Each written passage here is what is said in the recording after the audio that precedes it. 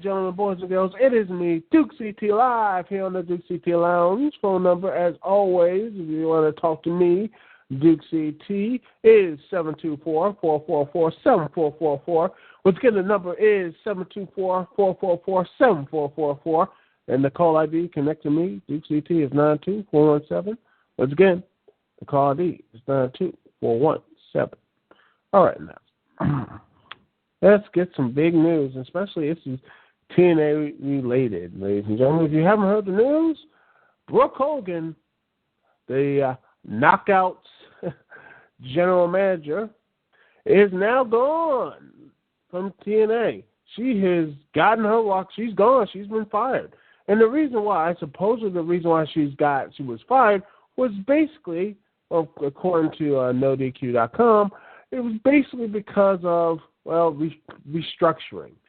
And with that being said, if this looks like it's going to be a restructuring of the TNA, what does that mean? What does this mean? Well, I think this means that I think that's maybe some real positive things will happen for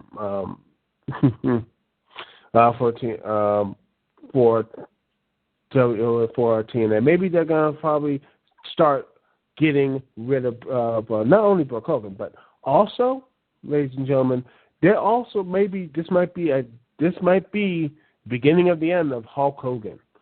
And honestly, and when Hogan leaves, and believe me, we got guest 2 in the chat room. What's up, guest 2? When Hogan leaves, and will be happy, because I'm going to be real with you, Hogan has not done anything for me. I didn't care for Hogan. He's a legend. He is a legend, and what have you, and I respect him as what have you, and everything else. I'll holler back at you, guest 2. Hulk Hogan is a legend, a living legend. He has done so many things in this business. But yeah, I'm sorry, Hogan. I love you, but I think it's time for you to go. And I think hopefully, maybe the person in this whole thing could just move on. I don't want this thing to Hogan, and not only Hogan, but maybe Bischoff as well, and we'll get some new, fresh ideas. People who just say, who are, just willing to keep things simple, but also get some new, interesting ideas out there. Something that actually make the show watchable. Instead of having stable wars every freaking year. I feel like every year in TNA there's always this stable or this thing going to take over a company. I'm tired of stables. I'm tired of them.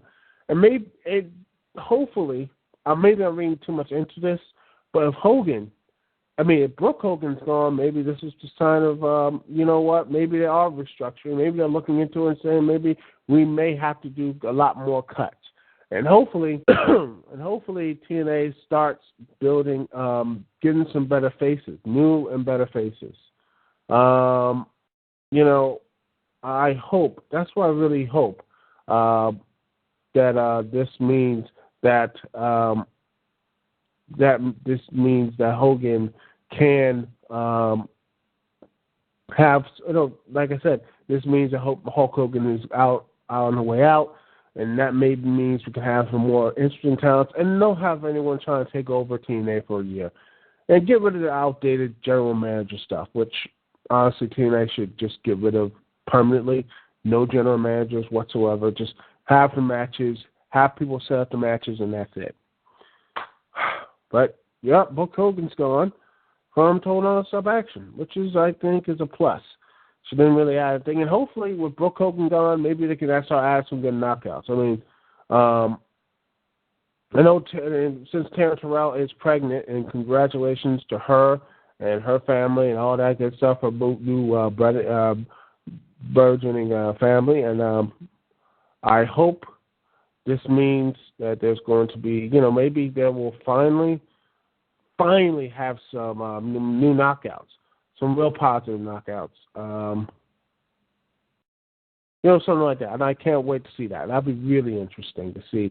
Hopefully there's some new knockouts coming out of the way. And hopefully this might be the last time we've seen Tara Terrell. She's only 27.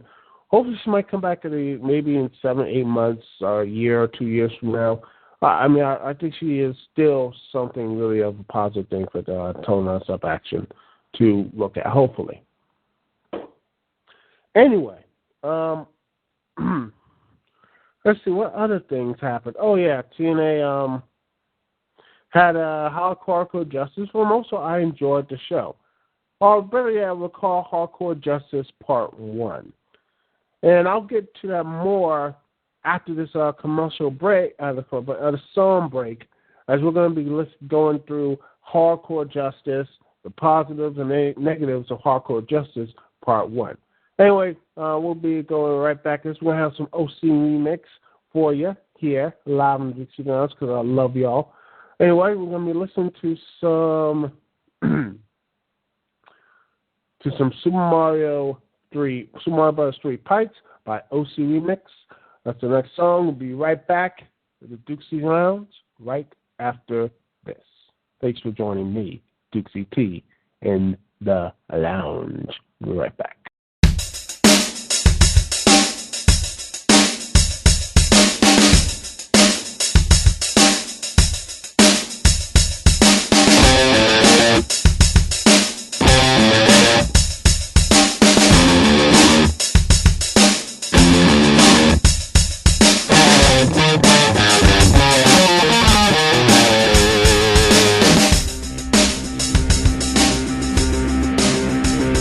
Come back live, ladies and gentlemen, here on the Dukect Lounge. Phone number, as always, is 724-444-7444. Once again, the number is 724-444-7444. Call ID to connect to me, Dukect is 92417. Once again, the call ID is 92417. Okay, let's get into Hardcore Justice now, shall we? Hardcore Justice was actually Part 1. It was a pretty good show, actually. I really enjoyed it. The show, for the most part, had a nice little hardcore theme. Again, most of the matches I loved. I loved the ladder match. I loved the fact that Ego, I don't know what they call it. That's what they're calling the new group between Daniels, Influence, and Rude. Let's see. I think what's sorry, excuse me. What was the name of it? Gosh, I don't know. It's just I don't know what's the name of it. It's though it's Ego. It's Extremely Gentlemen's Organization. If I'm wrong, I apologize, but yeah, I think this is really, I'm hopeful, really hopeful that this thing goes out. And maybe this might lead to Rude, Daniels, or Kazarian getting the title. I just hope that this will be something really interesting. Anyway, like I said, a lot of things I liked about it. Again, each member of Ego helping out each other at the BFG series, which I really enjoyed. The matches, tables, ladder, the hardcore triple threat match from Knockouts match I really enjoyed with ODB winning. I don't care what Full Killer says. I still love me some ODB. But TNA needs some new knockouts. They need some really, really bad. Since, like I said, Terrell's gone. Yeah, I think I guess too as far as saying, right? I think it was an extraordinary gentleman organization. Ego. Nice. And I will be buying a t-shirt from that. Anyway, let's see. And the World Title match, I really did enjoy. I think that both, I think it was a lot better than the first one. I think just part of me is like, you know what? I really think this should have been the first match. We could still have the ending. I think it should have been a lot more. I think, honestly, the match should have been going back and forth a little bit more. And Tito's surprise, well, it got me. But, honestly, I just don't. You know what? I'm just I was just really frustrated at Aces and Eights. This group is one of the worst groups ever. I did. This is one of the worst factions of all time. Maybe I'm just crazy, but that's just my thing. Anyway, I think it was a good match. I like the cage match. I don't know what they're gonna do for Bound for Glory series. Maybe they're gonna try to set up as Bully Ray's trying to take the title. I don't know, but I do think Chris Sabin should, because I think Chris Sabin. If not, they should get another. I still think the TV title. I think give him. I honestly, people weren't really expecting him to hold the title that long. And at least, yeah, I guess it is. Bully Ray is good, but everyone else, exactly. It just feels like it's dragging everyone else. Even the guys I like, Mr. Anderson and Bully Ray, is that they're just tied to. It's like an albatross on their neck. Aces and Eights is albatross on their necks. Thinking Mr. Anderson has been pushed through yo-yo booking, so seriously, this might have been a positive thing for him. But Aces and Eights as a whole started off interesting, but just is a dud. And I know it's a long storyline. I just hope they just go away. I'm probably picturing the end of it is probably going to be not at Bound for Glory, but I think it might be at Lockdown. I think it's going to be a big Lockdown type match. Not Bound for Glory, but I think seriously, I think this thing is going to continue to a Lockdown, and we'll finally get an end to it there. Yeah, Anderson is not really my favorite guy right now. I mean, Anderson's good on the mic, and he can get in people's skin, but I don't know. It just seems like he is just a mid-carder for life, and that's not his fault. TNA had this yo-yo booking of him in 2011 where they just completely killed him. And for Sting, for all people. First it was Jeff Hardy, then Sting. Just it really pissed me off that Mr. Anderson could have been something more, but he wasn't. But anyway, overall, I did enjoy Hardcore Justice Part 1. It looks like they're going to be continuing it to next week. Anyway, yeah, we're going to be taking another little break. Because, honestly, it's my show. But we're going to take a little break. We're going to be talking about Raw and my Summerfest preview. Yes, I'm going to be talking about Summerfest, SummerSlam, or whatever the kids calling it these days. All right, we'll be right back here on the Dukect Lounge. It's going to be listening to another thing. This is from The Legend of Zelda, Ocarina of Time. We'll be right back here. Not Ocarina of Time, script. We'll be doing something very different. We're doing some Majora's Mask, Dawn of a New Day. We'll be right back here on Dukect Lounge. And remember, you'll be if you're not listening to this live, how dare you? But you can also listen to this on my YouTube, Blips, Screw Attack, and what have you. Anyway, also there's going to be some news about my Blip stuff after the break. Anyway, we'll be right back here on the Dukect Lounge. Hope you enjoyed the music.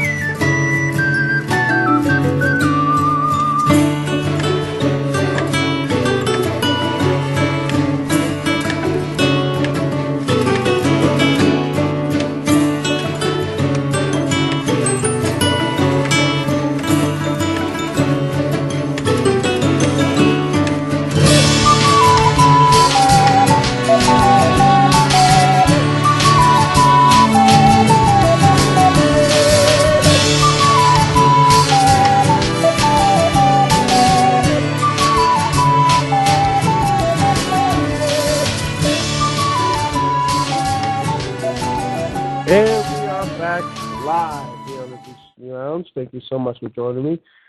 Guest who loves the music, by the way, thank you so much. You can find most of them, find all of them on ocremix.com. Great stuff. Great stuff, people. They're always great music and what have you. Anyway, I told you there was a little tweezer about what's happening to me in the blip.com, because this show I usually put my reviews and all my good stuff on blip.com. It's a great blip.tv. Blip.tv. Great website. It also got even better because for whatever reason, me and also many other video makers and such have just gotten an upgrade. We just got pro accounts. And I was shocked.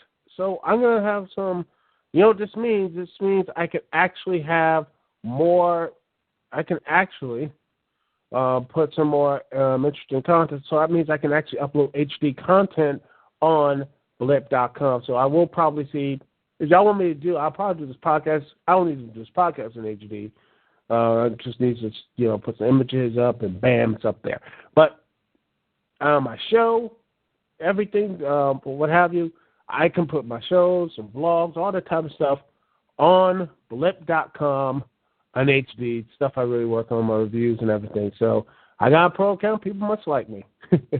Yes, I got a pro account. Anyway, this is actually, like I said, I'm happy for it.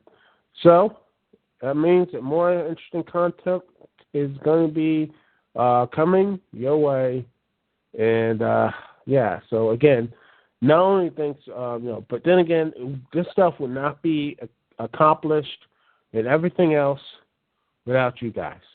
Seriously, you guys who watch my stuff and everything else really put this thing out there.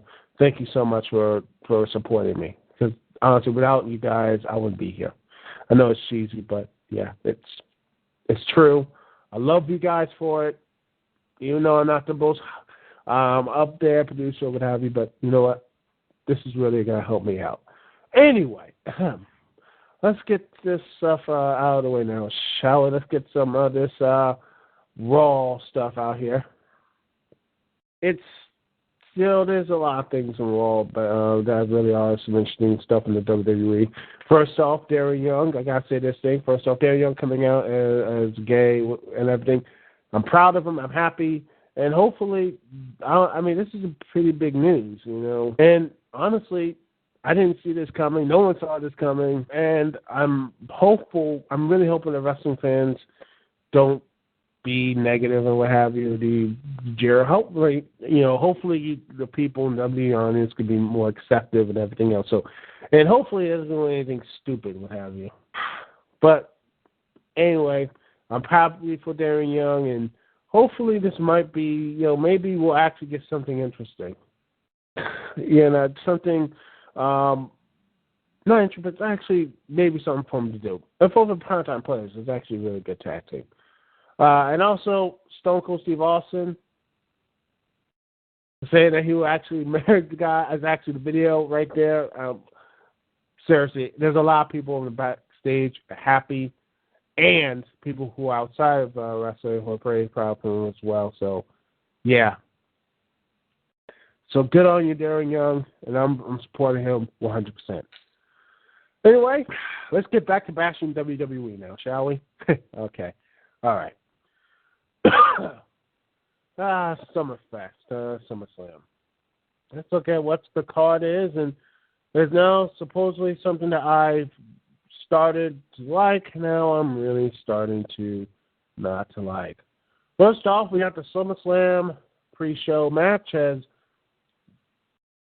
the Dean Ambrose of the Shield, the United States Champion, taking on the whole effing show, Rob Van Dam, in the pre-show match. But supposedly this might not happen, as it might be in the middle of the match. We have the Shield come in, and we're going to have we'll have a 6-man or a tag team match on the show. So, honestly, I don't care about this, but if it's just a 6-man on the show, then I still don't care, because the Shield is just basically just wafering around. Seriously, what have these guys been doing again? Yeah. Why is there a dark match, title match? Because, well, the WWE doesn't really respect their championships anymore. Anyway, next up we have a Divas match. Brie Bella taking on Natalya with Naomi and Cameron, and Brie Bella with Nikki Bella and Eve Marie. I honestly think this is their version of the Total Divas show, which I will be reviewing the first episode. God help me.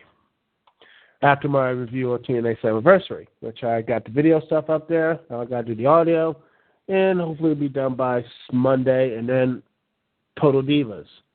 Huzzah. Yeah, I don't care about this, and I don't care about this match either, so I have Brie Bella winning, and I don't care. Mixed tag match, for you that I don't really care about. Biggie Langston and the Black Widow, AJ Lee versus the show-off Dolph Ziggler and Caitlyn. Don't care about this feud at all. Ziggler, Caitlyn win. Don't care. The Cody Rhodes versus Damien Sandow. Damien Sandow has to start winning because he wants to. I would like him to say has to start winning and build up the, prestige of him actually winning a world title, but he won't. So Cody Rhodes is going to win with him with his stupid-ass mustache. So, well, at least Cody Rhodes has some direction at last. Next up, we have an Inferno match. I'm not calling it a Ring of Fire. I'm calling it what it is, an Inferno match. It is the Eater of Worlds, Bray Wyatt, with Luke Harper and Eric Rowan, taking on the Devil's favorite demon, the Monster Kane. I'm hopeful this might be good. I think, because honestly, I've never seen an Inferno match in quite a while, so I got a good positive feeling about this. So, I'm going for Bray Wyatt. I think this could be a really good thing, since Kane is going to probably take some time off to do See No Evil 2, which has already been confirmed. Huzzah. Next up is the Beast.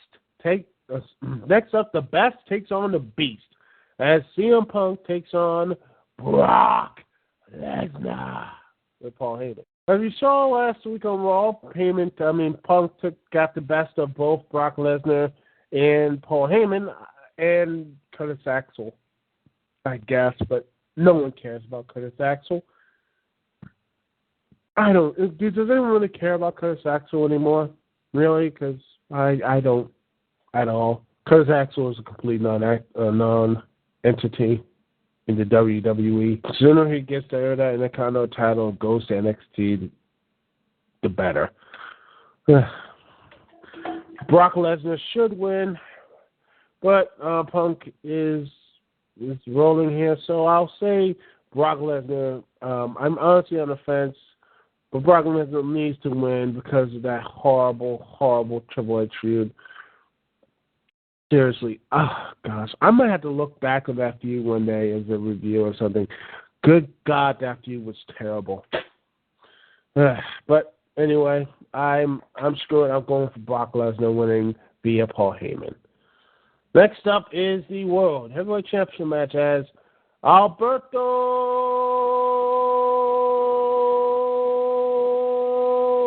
Del Rio takes on Captain Charisma Christian in the world's heatless match. No one cares about Christian, and no one cares about Alberto Del Rio. And it's sad, because I like both of these guys. I think both of these guys are great talents. I think when they get in the ring, they have great chemistry, but there's no heat on them. Alberto Del Rio has no heat. There's no real heat on him without Ricardo Rodriguez. Without Ricardo Rodriguez, this guy is just completely bland. He has done nothing. He has 4 world title reigns, and the crowd still doesn't give an F about him. That's just sad. Really sad. And now it is time for the main event as... Oh, by the way, I have Alberto retaining.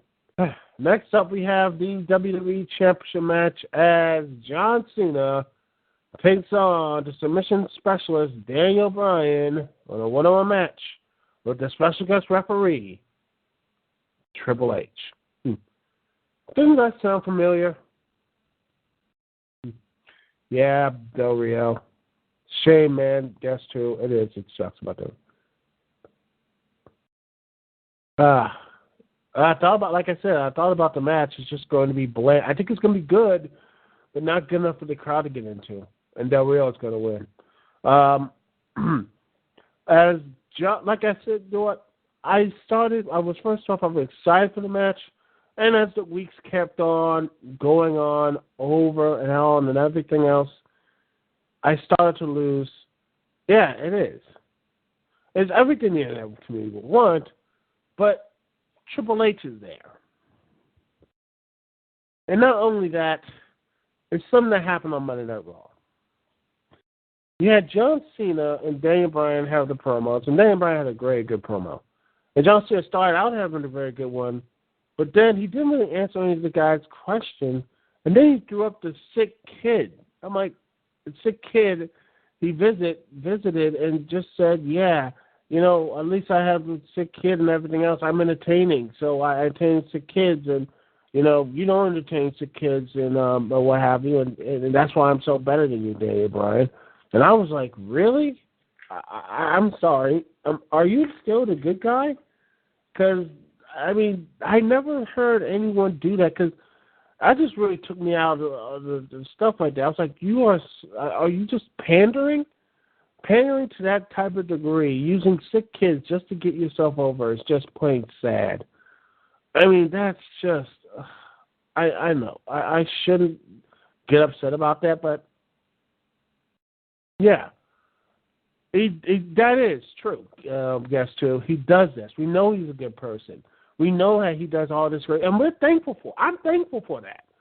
I mean, John Cena has done so much good, and things like that. I'm very, very proud of him being in pro wrestling in the business itself. Because I truly believe there were more guys out does that stuff with John Cena. I think we would have a very positive outlook. People outside pro wrestling be like, yeah, wrestling isn't that terrible, you know? If we have more guys like John Cena doing all this type of stuff. But the problem is when you do this, it just seems like you have to you don't need to throw it around. So why don't you be more humble about it? I mean, yeah, you do you help the kids out, which is great.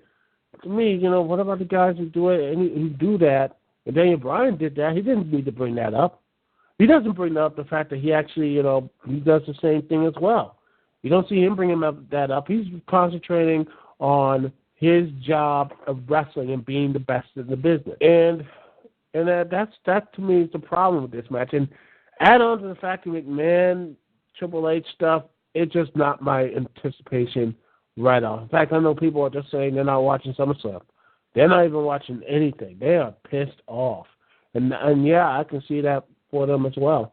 And it took the luster of this match quite a bit.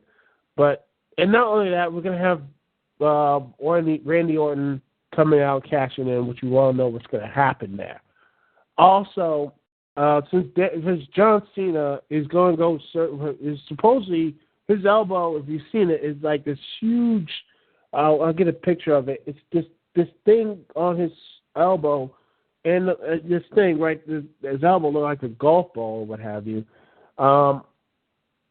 You know, honestly, the funny thing is Tara had that same injury of Tara from Victoria, also known as Tara from TNA, what have you, also known as Victoria in WWE. She had the same issue.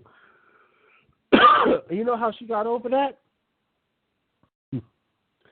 She took some time off, which I think that John Cena needs to do badly. He is a walking wounded, and to me, I'm really worried about that.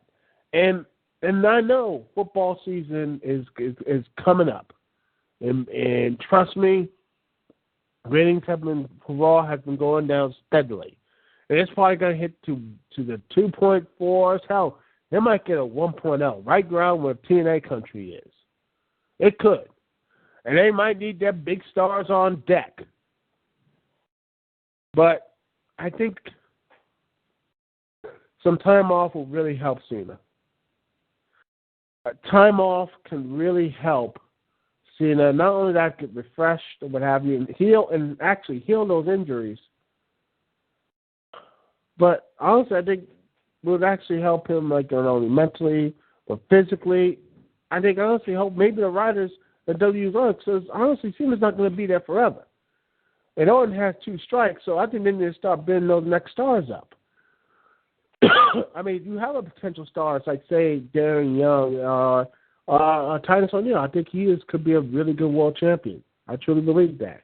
You have Kofi Kingston. You have, the Shield. You have like Bray Wyatt. You have these guys who I honestly think with a couple more years of season that they could out. I think Dean Ambrose could be the next big heel.